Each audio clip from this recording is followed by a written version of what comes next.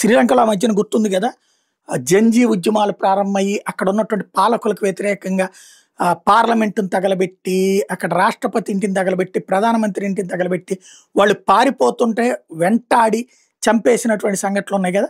నిన్న అట్లాంటిదే టాంజానియాలో చోటు చేసుకుంది. డార్ ఎస్ సలాం అంతర్జాతీయ విమానాశ్రయాన్ని పెద్ద ఎత్తున అక్కడ ఉన్నటువంటి తిరుగుబాటుదారులైన ప్రజలు, తిరుగుబాటుదారులు అంటే తీవ్రవాదులు కాదు, పబ్లిక్ ముట్టడించారు.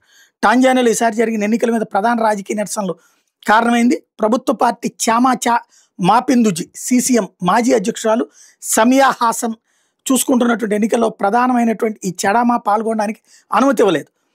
ఉపాధ్యక్షుడు టుండూలిన్సు ప్రియురాల్ని అరెస్ట్ చేయడము, అలాగే ప్రధాన ప్రత్యర్థులు పోటీకి అర్హత లేకుండా చేయడంతో ప్రజలకు కోపాన్ని రగిలించింది. పక్షపాత ధోరణితో ఎన్నికలు ఉన్నాయి, నిష్పక్షపాతంగా జరగట్లేదంటూ ప్రజలు పెద్ద ఎత్తున ఆందోళనకు దిగారు.